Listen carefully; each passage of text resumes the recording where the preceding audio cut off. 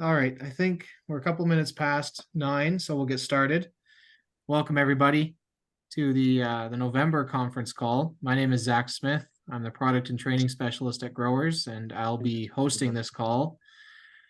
We'll start off with Jim Hall-Bison, as we normally do, and then we'll move into having Nelson and Kervin Weaver on. They are salesmen, or Nelson's a DM, and his son Kervin, salesman from Wisconsin. Nelson's been with us a long time. He'll have to say how much when he gets on, but I'm not even sure. But we're kind of basing this on the November picture, which is of Nelson Kervin and also Bob Hubbard and his son Peter at a sales booth at one of the Wisconsin farm shows. And so we'll discuss that a bit. And I think to interrupt a little bit. That's Daniel Wolf. That's Daniel Wolf? Yeah, that's Daniel Wolf. Oh, okay. Thank you. Thank you, Nelson. I was wrong. I'm gonna get out the calendar so that I don't mess it up anymore. Yeah, okay. If I had been looking at the calendar, I would have realized that. Thank you. Yeah. I think that's about everything. If we'll have a time for questions or comments, when that time comes, those of you who are on a smartphone or a computer can just unmute yourself, the microphone, and *6 for those of you who are on a dial-up phone. All right, Jim, are you good to go? Yeah, you got me, Zach? Yeah, I can hear you. Go ahead. Okay, very good. Yeah, this is Jim Hall-Bison, and I usually open the conference call. We talk a little bit about current events, what's happening, out in the field on our farm. It's harvest time, and I'll tell you, it's been a disaster this fall. I mean, everybody thinks that the guy that works in our combine, that truck belongs to us. It's been quite a challenge. All phases of our operation, bins, trucks, combines, tractors, everything's been a mess. But we're making headway. The program has done the job again. We're very pleased with productivity. We got into beans, and there was a little bit of a struggle. The beans were kind of tough, but again, the yields were very good. And then so to try to give them a little more time, we went into corn, and that wasn't very dry either. We started out 25, 26, and that's for us with bin air drying. That's a little bit wet. We can live with it, but we don't like it. So we did finally get those frosts. We're able to get back into beans. They ran better. They were still a little tough. Then when we got back into corn about 5-6 days later, man, the bottom have dropped out of it. We've been running corn in 17, 18%. Some of our wetter stuff was 19, but we've been very happy with productivity. Well, what I wanted to try to do a little bit on the conference call, we've been doing a Friday sales call a couple times a month with our guys and try to keep them up to date on what we're seeing in the literature in agriculture. And so what I try to do is scavenge some of that stuff for the conference call. And really the talk right now was the WASAG report that came out today at 11 o'clock Central Time. They jacked the yield on corn. They left the harvested acres the same. So the carry out in the U.S. Is going to be up. They did pull a little bit more going into ethanol, but not enough to offset the yield increase. And so with the U.S. Bringing up the carryover, that made the world carryover higher. And right away, they were hammering on corn today, most of the day. And this drug beans down with it. Soybeans have been kind of ignoring corn here the last 2-3 weeks. Corn's been edging down and soybeans have been ratcheting up pretty good. So, and a lot of that is supposedly related to biodiesel and the usage of it, particularly in aircraft, jet engines. The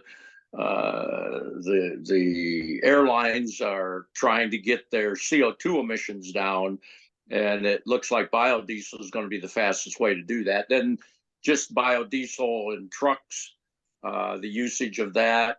You've all been hearing about the new soybean oil facilities that they're building, 3 or 4 in North Dakota. They just announced 2 here for the state of Ohio.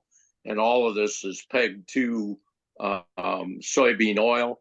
And the meal that's left out of this is going very well too, because Argentina has gone through a very difficult 2 years of dry weather. So they think they're possibly Argentina could just run out of soybeans. So there is a big demand for soybean meal out of the U.S.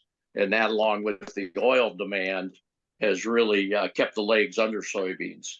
And most of the prognosticators that guys are talking to me about are saying, if you're going to carry anything, unload corn and carry beans. So again, whether they know anything or not, that's really what the whole industry is looking at. The other thing that I wanted to talk a little bit about is the last solution that came out. We have another one that's going to be on the way here fairly soon, but we've been kind of trying to summarize the one that's come out before, and that's the early fall one. And the industry is talking about the El Nino right now, guys. And what El Nino basically means is the bulk of the Corn Belt is going to go into a fairly dry cycle. And see, a lot of us since last spring have dealt with a certain amount of dry weather. Emergence last spring was difficult because of the dry weather. And then we got into some of that during the growing season. And many of these prognosticators on the weather side are saying that this looks like one of the strongest El Nino events in probably 50 years. And the last publication out of DTN showed the snowfall for this winter being significantly below normal, temperatures on an average of 10 degrees above normal. So again, we're looking at another dry cycle. We had some moisture here in our area, but once that moisture moved through, we're back into the creeks being low.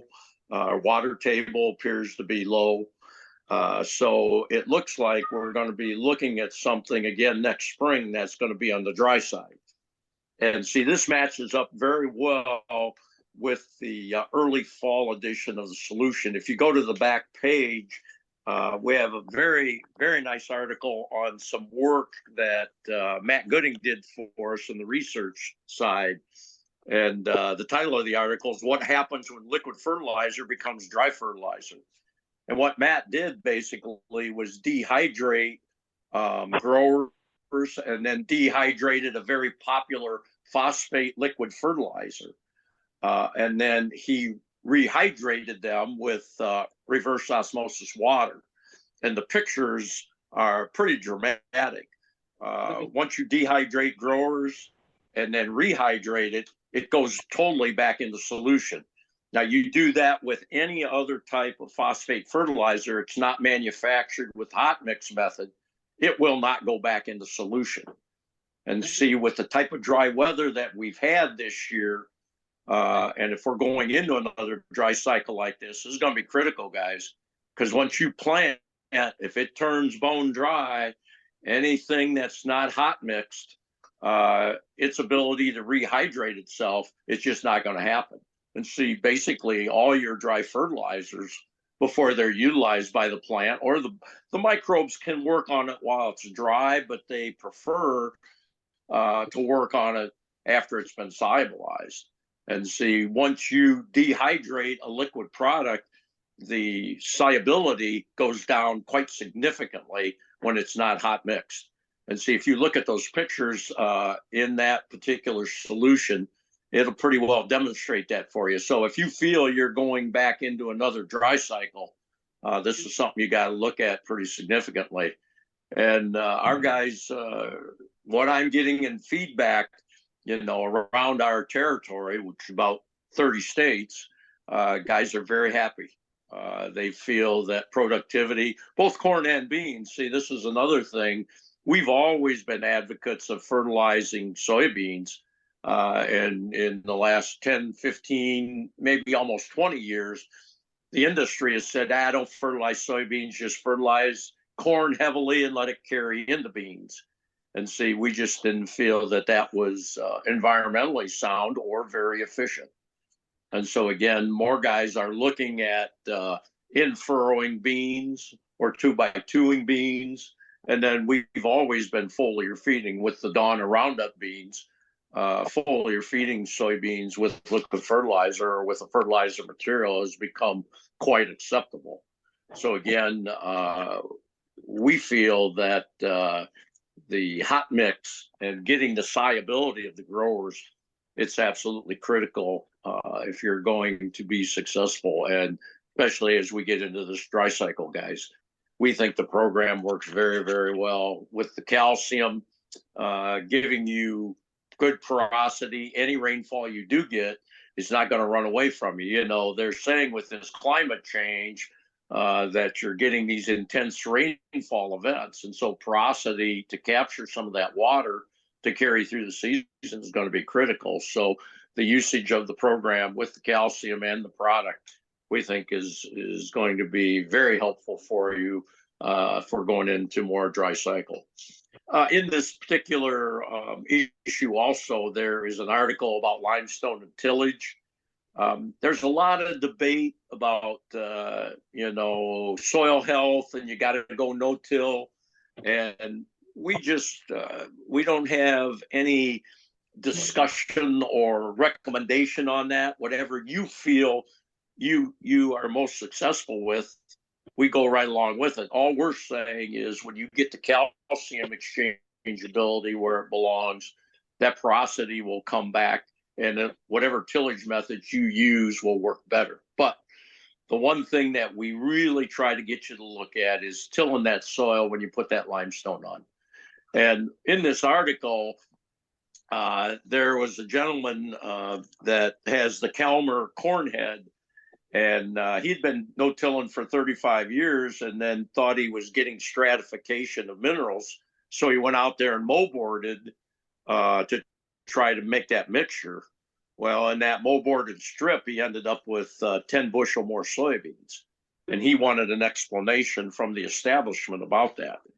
And again, if you look up in the article, I reference where that article came from. If you read the article, it's kind of interesting that the no-till gurus are saying a little bit of air induction in there is not counterproductive to no-till. And see, with the application of the calcium, guys, we think it just makes it work that much faster. So I know I've worked with guys that just absolutely, don't want to do that, but we've went on bended knee to try to get them to do anything to introduce that oxygen. Because once you introduce that oxygen, you're basically going to get that biological, get it going, get that solubilized, and you'll get the calcium to work faster for you. Any other current events? One thing that's kind of interesting, guys, we've had some discussion about advertising, and there's one particular type of product, the Bug in a Jug, that's done a lot of advertising, and they've made a little dent in the agricultural establishment as far as the chatter among farmers. And what we've seen is that the agricultural establishment's not very happy about this. There's been several articles that are saying the success rate of the Bug in a Jug Pivot Bio is very, very questionable. They supposedly have done some research that has refuted that. Minnesota, even North Dakota has done a little bit of that. But see, again, this is something that is focused more on that biological aspect. And our people that have worked with this particular Bug in a Jug, we had guys working with it 5-6 years ago when it was first introduced. And really, we looked at it totally different, our customers. they were looking at a way to reduce their nitrogen input. And what the bug in the jug people wanted to say that they could increase their yield. Then after a few years of not having very good success, then they started to come out and said, well, maybe we can cut these nitrogen levels back. Well, the establishment jumped on that right away. What they said in the article that appeared on DTN is that the gentleman from the University of Minnesota said farmers are just putting on too much nitrogen anyway. And if they can cut that back and probably maintain the same yield, and the bug in the jug didn't do anything for them. So again, I think, we try to help farmers understand, how the biological works in the soil, things that can help you, so that when you get into these kinds of debates, I think you can make a decision on that in the direction, that you feel you really want to go. As far as nitrogen is concerned, anhydrous has been going back up again, guys. The last 3 weeks, DTN has shown a better than 10% increase in the price of anhydrous. And the other nitrogens, urea, 28, 32, they've been fairly stable. So a lot of our customers are asking about what we think the price of nitrogen is going to do. When anhydrous goes up, usually everything else follows to a certain degree, but anhydrous had really taken a big drop. So maybe we won't see, a very large increase in these other products, but a lot of guys have decided they're not going to wait it out. They're going to try to get to the table, because like 28, 32, some of the guys have priced that at a half price of what they paid for it last year. So some guys are pretty content with that. But the thing that we're really seeing is that the rest of the industry is starting to think this nitrogen thing is going to be a big issue, guys. And I don't know if you've been paying any attention, but Bayer Chemical, that bought Monsanto, they're really struggling. They've got a new CEO. The guy that bought them, they demanded he leave, and he did, and they brought in a new gentleman. And this guy's talking about splitting the agricultural division away from the pharmaceutical division. And they feel they're top heavy in management. They're going to start whacking away at those jobs. But I think the chemical companies see this nitrogen thing as a big problem in the future. There's a article that I pulled off of the Morning Ag Clips. There's a group that is basically saying there has been no progress made on nitrogen reduction because the establishment doesn't want to do that. They're basically saying you got to get more nitrogen on than you think you need. So if you get the weather, you're going to get the yield. And what has evolved from that is a lot of nitrogen loss. And they reference certain studies showing how much nitrogen is actually being lost after 15 years of trying to reduce it. The dead zone in the Gulf of Mexico, that's been on the chopping block, since the middle 90s. And the article that I read, the title of it was Minnesota's burgeoning fertilizer problem. And they just flat out say there's so much loss that they've got to do something about this nitrogen thing. And so the pressure is coming, and what we're seeing is discussions about genetically modifying corn to fix its own nitrogen, kind of like a legume. And see, I think the seed companies or the chemical companies, all the seed is owned by the chemical companies, or the bulk of them. They see this as a way for more revenue. In other words, as nitrogen stays at a higher price and a higher volume used, if they can modify the corn plant to cut that nitrogen expense by 50%, they're definitely going to try to get 100% of that 50% in the cost of that seed corn. So again, I think this is what we're going to see in the near future, guys. This modifying of the plant to fix its own nitrogen. But we're talking corn now. I think there's going to be a race to do that. And the articles that I've read, they're on square one on this, and they feel that they're going to have to add something with it to try to encourage the biological in the soil. Because I think the industry knows that the way most guys are farming, their biological life is struggling. And see, we've talked with guys working with the Pivot Bio bug in the jug, and it hasn't been very successful. And see, we feel, or we've seen or talked to guys that are following the growers program, they're having much more success with it than anybody else. And see, I think it's again that we have focused on that biological life, and its survivability is much better. Plus, Matt Gooding said he feels that some of the bug in the jugs are trying to consume the local biology to get some energy out of it, whereas Dr. Fitzpatrick says the locals are basically going to consume the added bug in the jugs.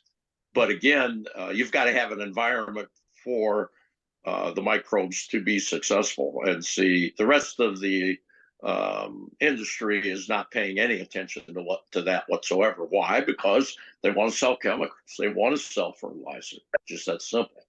So again, I think we're going to see these chemical companies that control the seed trying to maintain that income. Right now, that's Bayer's biggest problem.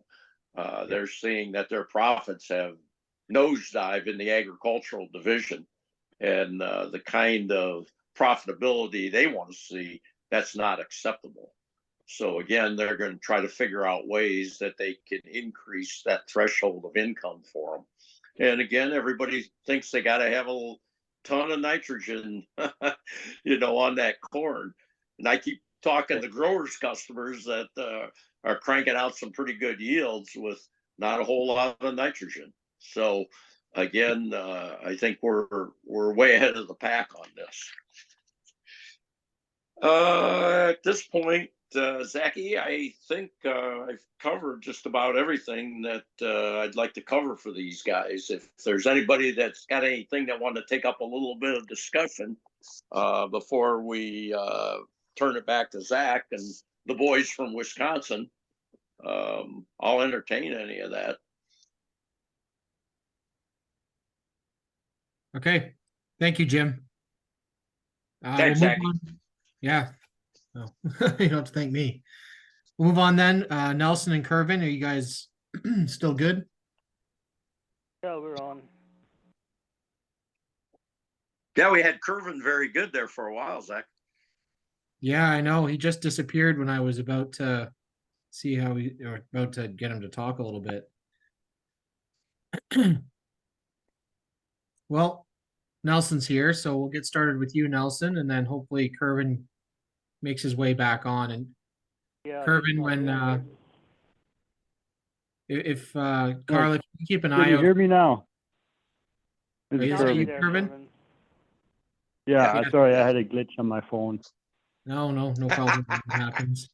Jim was always happy to hear. So when I did that- not catch what you were saying. So That's okay. I haven't I'm said not anything sure. of importance yet. okay. So Nelson and Curvin are both in Wisconsin. I'll let you guys handle any more introductions. I think a little history, farming history of the growers would be helpful. I'd like to talk about the farm show a little bit. And then depending on time and if we don't get down any interesting rabbit trails, we can move on to some other topics there. But if you guys want to introduce yourselves first a little bit, please. Well, I'm Nelson Weaver. I was basically raised on growers. My dad was from Berks County, Pennsylvania. That's all I ever knew. My brother James then also had growers, and we did a lot of test plotting with foliar feeding. I was working Hartman at that time. Then I started farming on my own in Pennsylvania, in which my uncle was using grow mowers, so I was using that. Then in '93 I moved to Wisconsin, and that time through this area, it just seemed everybody was dry fertilizer. But in the back of my mind, I still always wanted to go with growers, or I didn't know who to contact at the moment, and I started out with the 918-9, and at that time, me and a neighbor went together with a planter and planted for another neighbor still, and I just wasn't quite happy with what we were doing. And this was it the second or year or the third year, the 918-9. The corn was yellow. And that year, I had got a hold of Charles Steiner. He used to be a salesman up in Thorpe at the time, and I started using growers that year, and emptied the planter from the neighbor with the 918-9 and with the growers right beside. And it was about knee high. My other neighbor came by and said, "Does your corn look so yellow too?" Well, I said, "By the way, I've totally forgot about it. Right out back here, we'll walk back and take a look. It's right side by side." And it was just simply a no-brainer. Yeah, where the 918-9 was yellow, and over on the grower's side was picture perfect. And that convinced me, and yeah, then there was a couple years there that prices were a little high, and I jumped around a little bit, but I don't know. I've been here since '93. There might have been 2 years that I would not have used growers in between there. Since that, we pushed it and did a little more tracking on what. We're a dairy farmer here. 2 of the boys, Kervin, and one of my other boys is farming and spending a little land. Yeah, we're running probably 500 some acres, and got a poultry barn here with chickens, so we got chicken litter too. So that's our only source of fertilizers: dairy and chicken manure, and then growers. And we were just very happy this year again. Some of you that come to the meetings, like Hal Bison, Ben Leiby is often at the meetings, which is an Agri-King salesman. He's my nutritionist. He watches, and we watch a lot of forage samples throughout the whole industry, kind of, or their establishment there. And Jim Halbeisen was talking about nitrogen. Thought I'll wait to bring it up, but it's interesting. Well, we know nitrogen in grasses or ryegrass, they use high nitrogen to push proteins, and that is the way they're looking at it in corn also. So we were watching that very close this year again in their readings and what we're doing, and we were happy where we came in, and that was at a 9. Oh, that was in high moisture. Still, we were happy with that. They play around a lot. The other year, he was at the meeting here in Thorpe, and that was on boron. We got so many different pushes for the way you should do things in the biological field. And this one particular salesman is saying, boron, boron, boron, put no limits, it's just dump it on. It's yield. And I didn't know it at the time.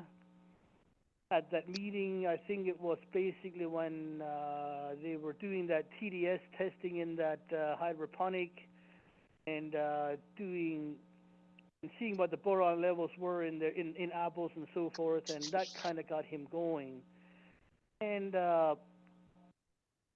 interesting part was I did not know that he was doing this, and they they spent $10,000 just in boron that year. I don't know how many acres. I'm guessing, probably towards 1,000 acres, but still, it's a lot of dollars. And then he came by here one day and had these samples along and told what he did. Took a sample from their silage and took a sample from mine just to get the boron readings from that. He was at a 12, I was at a 9. And then he wondered how much we put on. Well, then I had contact Jim Halbeisen on that matter, and then he kind of gave me college educated stuff to how boron actually works and so forth. And that was interesting. Well, then the next question was, well, now he has to figure out how much boron really does a cow need. That was kind of interesting, and that's where that fell flat. We never talked about that later anymore. But it was interesting, the nitty gritty that's in growers that came up to a 9 and the amounts they're putting on. That's really what got me again. That solution again, like Jim talks so many times about. You don't want to be without. This year, the things that he watches a lot in the cornfields is filling out to the very edge.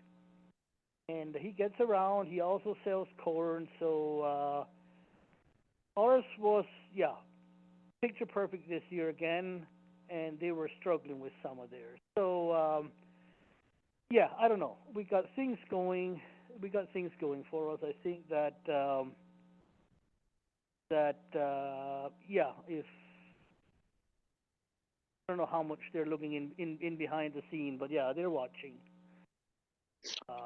Hey, Nelson, this is Jim Halbeisen. Can you hear me? Yes. Yeah, a couple things I want you to comment on for these guys. What year did you move to Wisconsin? And I want you to talk a little bit about what you've done with high calcium lime, what you've tried to use, how you apply it, so they get a little idea of what kind of calcium you may have on your farm also. It's basically, yes, we moved in 93. Tell you the truth, I'm not getting my lime on that I like to get on.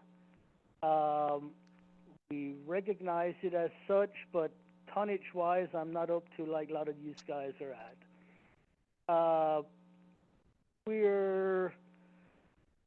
I would say I'm not a very high calcium user at the moment. I mean, sorry, but I recognize it as that, but I guess my money bag is too tight. But no, it's strictly manure. It's strictly manure, and we did apply lime this year again, and that is the program. And I usually try to get a couple of tons on, when I spread. It's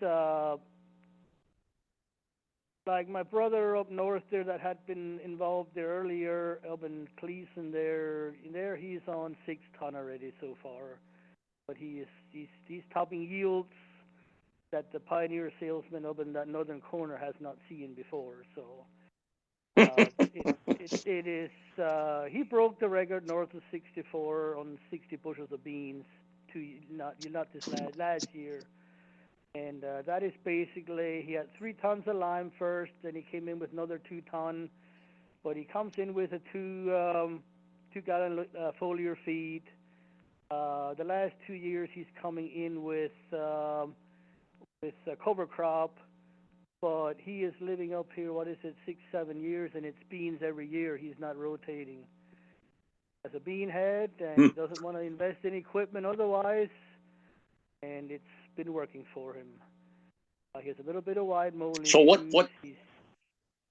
what kind of limestone is he putting on with that straight bean rotation? We've got guys that are looking at that. Go ahead. Mm-hmm. Yeah, no, the bean thing was from you there, that connection was from you that came out from Michigan, that's the source. Okay, very good. He's doing very well with that.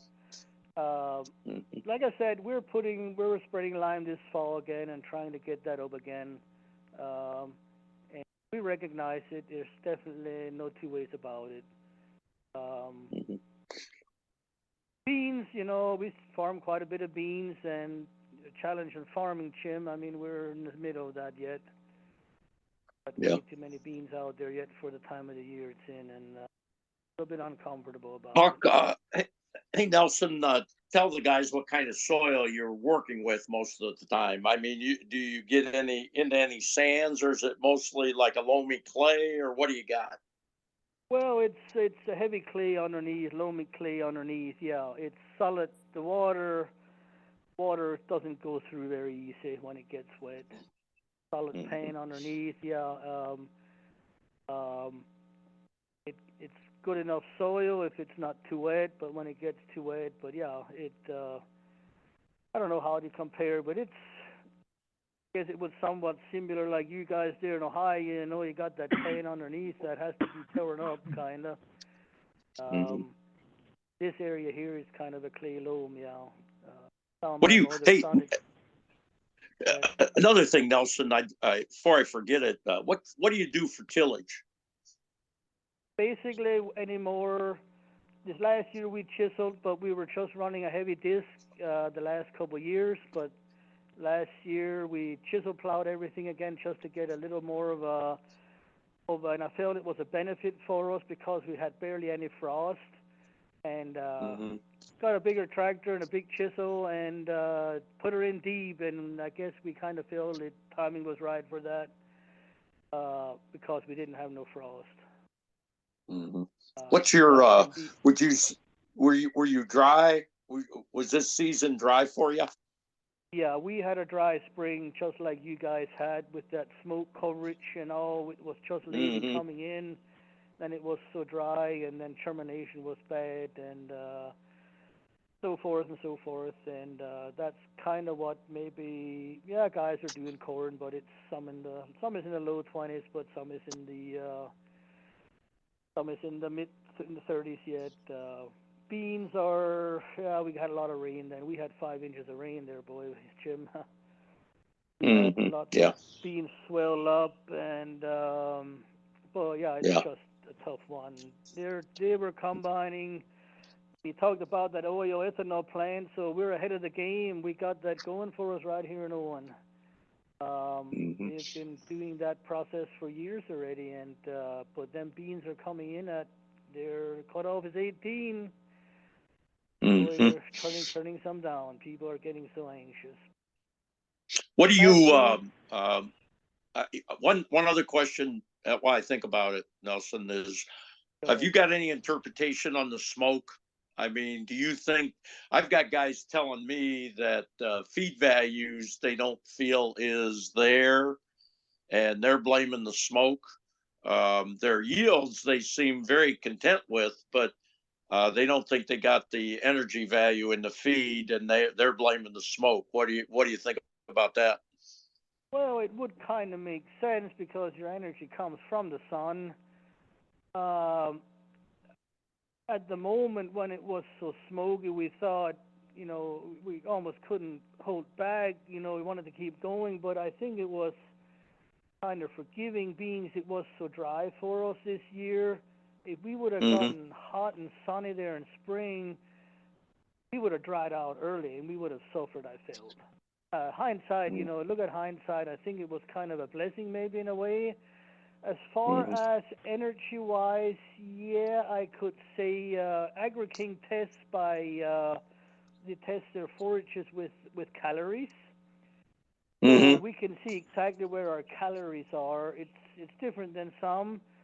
And this point, I would say our haylage samples might not be quite as high. And instead of being up in the 400s and 600 calories, we might be at the 400s. So far is what we have seen. I had asked Ben that question also here just a while. I didn't get no response out of that. And that was on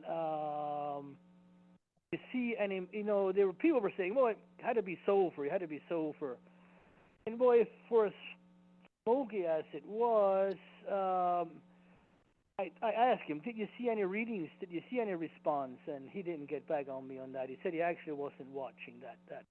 So Mhm. that'll be kind of interesting. That would basically tell you, I guess, if there would be a sulfur value, it would surely show up, you would think, for the amount of smoke that was around. What it is, I do not know. If it was the sun shining, I do not know. My brother-in-law in Pennsylvania lives in the shale there in Berks County, and they figured they had drier, very dry, and he had bigger corn on them shale hills than he has ever had.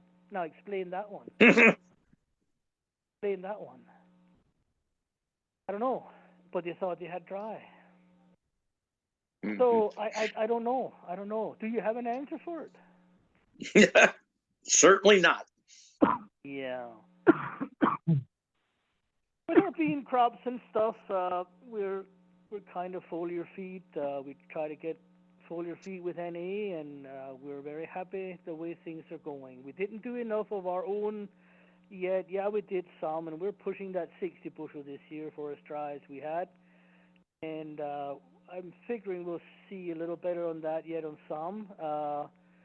But we're very happy with our program. If Herman can fill in on that one, he's the foliar feeding man. If he wants to, he can fill in on the foliar feeding a little bit. Yeah, I'm talking too much, guys, so. Anything more? I'd like to hear Kervin talk about the foliar feeding this year a bit. Yeah, can you hear me? Yep. As far as the foliar feeding, I mean, we have, we upgraded to a high boy sprayer last fall. So we've been able to target some of those areas a little bit better. But like Nelson was saying, the bean fields, I think we came in with 2 gallons of growers with the NA, like mid-bloom. And like you were saying on the bushels, on the yield end of it, we're talking this down here at home, we're looking at that 55 to 60, but I've heard people talking of 40, 45 bushels this year. But so that really varies. I mean, it seems this year it's all over. I've heard some as low as 40 and 45, and I've heard some up at 70. But the weather was really spotty. It was all over. And as far as the foliar on the corn, that's also basically about the same story. 2 gallons at that waist higher, a little bit lower, depends when we get around to it. But no, I think the corn really looks well for what we've done, and it definitely seems to benefit from it. So, hey, Kervin, Jim Hallbeisen again. You hear me? Yeah. Yeah. I want you to talk a little bit about, what kind of nozzles you use. Are you using water when you foliar spray? What kind of speed you travel? Pressure you use? Kind of those fundamental things. A lot of guys ask me about that kind of stuff. Yeah. If I can get it together here quickly. We had been, what is that number? I was just figuring out the sprayer this year, and we went, yeah. Trying to decide what tips I switched to on the foliar. We had been at I went to a finer nozzle for my foliar than what I was using on the chemical end, just so I could get my pressures a little bit higher.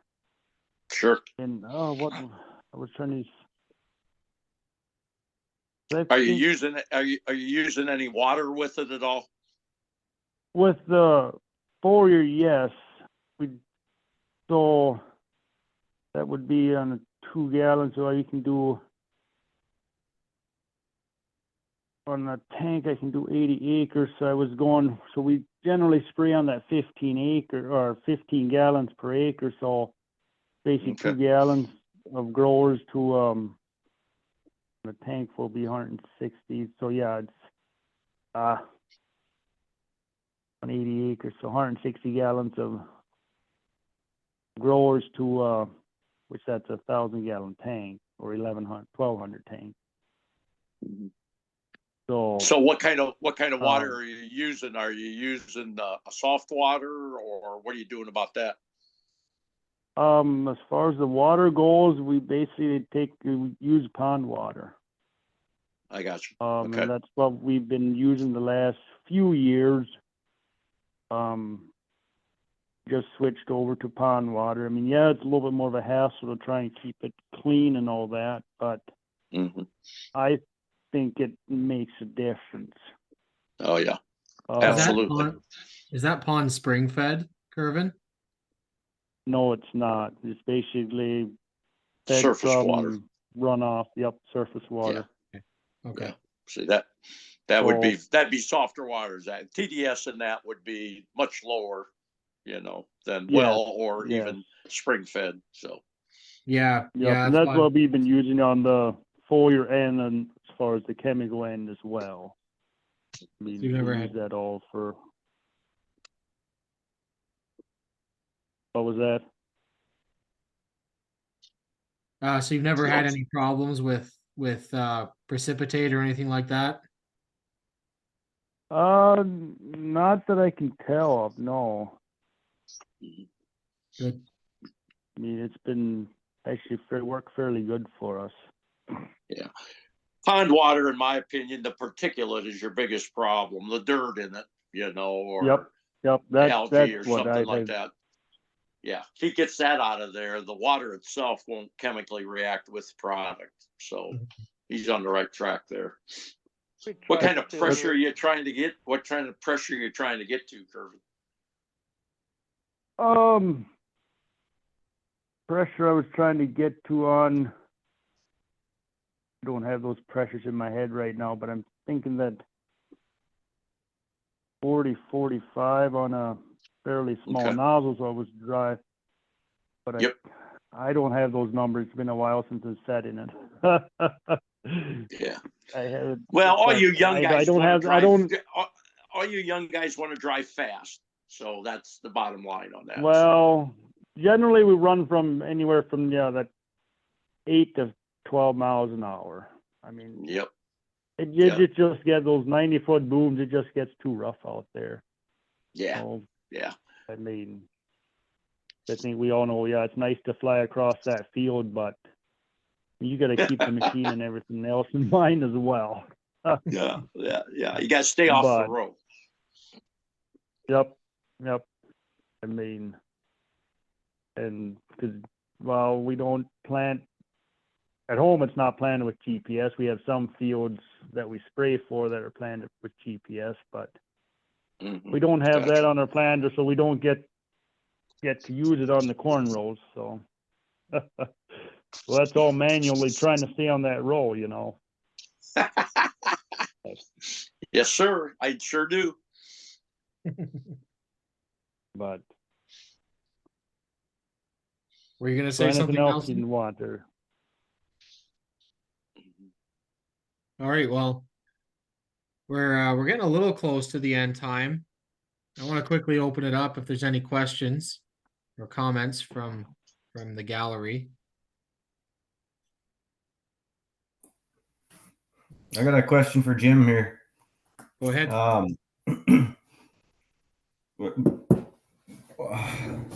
I've just got my soil test back here for this fall, Jim, and testing some stuff that we put some lime on, and I don't see my calcium levels coming up as much as I'd like to. Does it take a while to see that in the test, or me, I kind of believe my soil test less and less all the time anyway, but Yeah. uh, The thing with the soil test, trying to peg that lime is it's difficult because a lot of times the test won't pick that up if it doesn't start working right away. It's kind of like, it's almost like dry fertilizer in some cases.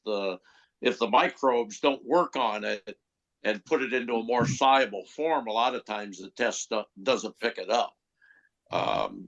And calcium in soil testing is a very difficult thing, in both directions. A lot of times you think you got a boatload of it, but it's not doing anything. And then other times when you're looking for it, you can't find it. And that's why we're so big on the strip. You know, you gotta get that rate in there, and then let the physical properties do the talking. That really is what most farmers tell me gives them the idea that they're on the right track. You know, Matt Gooding's dad for years GPS. Well, I shouldn't say, he variable rated, because when he was spreading lime, he liked to do it when it was froze, but just enough sunlight to make it smeary on top. And as he was going down through the field, he was looking in the rear view mirror to see how much mud was flying off of the tires. And the stickier it was, he just geared down and put more on. And that really is, the physical properties are going to tell you more about that, Tyler, than anything else, in my opinion. The soil test it's helpful, but if that field does things that you hadn't seen before, you know, you're headed in the right direction. The biggest problem you've got when you put on lime is figuring out how much I need to get root depth to overcome adversity. And see, with this dry thing coming in, that's going to be a big deal, guys. And knowing what that depth is, you know, very difficult to figure out. The first key with the calcium is getting that porosity in the surface so you get great emergence. Now you got stand, and that's, you know, 90% of the battle. But if you can't get the roots down, and it won't accept water, so it all runs off for you, that's another physical parameter that's a problem. So, you know, and asking me about soil tests, I'm the wrong guy to be asking, because I just I compare them to the COVID test. You know, you're positive today, negative tomorrow, positive the next day. You monitor that through the chemical interpretation, and it'll add stress to your life that you don't need. Let the tillage tools or the planter, and then how the water moves for you. If you can get those heavy rains and it doesn't pond as bad as it used to, you're making some progress, in my opinion. So that's not a very good answer, but that's the way I feel about it, to be honest with you, Ty. Yeah. Now, I'll tell you guys that are listening, this guy farms some pretty tough crap. And he's trying to disprove the program all the time, and it keeps bugging him. So we're gonna try to keep that up. We want him thinking about it all the time. We always got something cooking here. That is excellent. Are there any other questions? All Yeah, right, it's Eddie. I got a yeah, question. go ahead, Eddie. Yeah, just anybody of any know what the equivalency of 4 ton of eggshells is to limestone, or like how much calcium is in 4 ton eggshells to the acre? Hey Eddie, they should. Yeah. When somebody, are you getting that from some kind of co-op or whatever? In other words, if they're dispensing this to put it on the land, now Canada might be a little different. Down here in the States, if they've got a product that you're getting from them to apply to the land, they have to do an analysis of it, and that calcium would be in that analysis. Now, if they don't have to do that, then I would just I would send it somewhere, and for 40 or 50 bucks, you get a kind of an idea of what the calcium level is in there. I think it's pretty consistent. Dennis Grove and Delmarva could probably talk more eloquently about that because he's probably put on more eggshells than anybody else. And he might have an idea what that percentage is. But if they're a sizable operation and they're, making this available to you, they should have a test on that for you. Yeah, I've got an opportunity to get it directly from a facility or like a processing plant. Right. Not sure the long-term goal of that all, but they usually use it as a byproduct in feed, I think. And because of some equipment breaking down or shut down or whatever, it's either going to farmers like me or landfill site. And I guess I'm cheaper than landfill site. So yeah. I think Dennis is on the line. If he's got any idea, if he doesn't, you get a hold of him here in the next couple of days. I'm sure he's got a pretty good idea what's in there. The issue with eggshells a lot of times is the albumin that clings to the shell. That's it's a protein, and see, there'll be a fair amount of nitrogen in there. I know Dennis put a bunch of shells on one time, and the wheat got big and fell over for him. So again, but I think the level you're looking at 30% calcium, I believe. But again, don't quote me on that. I think you could probably Google it and see if they had any idea. But those guys that you're getting it from, I think all of those people test that stuff, so they got a pretty good idea what's in there. Yeah. Well, I can test it too. I thought that was just a quick question, I guess. So. Yeah. That's the only way to know, because again, if they're, and they're processing that, if they're adding other things, which I don't think they would add a lot of, because there's got to be a fair amount of calcium in it. The thing we've seen over the years with that is just getting it chopped up enough, because getting solubility out of eggshells is kind of difficult. Some guys have told me. So I think when you get it applied, you want to hammer it as much as you can to fine it up as best you can too. Oh, okay. Yeah, I'm adding it with my manure, so I'm hoping with the biology of the manure. Yeah, that's a good idea. Yeah, good idea. Yeah, good idea. Thanks. All right. Thanks, Eddie. Thanks, Nelson and Kervin and Jim. We'll wrap it up for tonight. The next conference call will be on December 14th, 9 p.m. Eastern time. And then we'll go January to April as well. Thank you, everybody, for listening in tonight, and have a good night.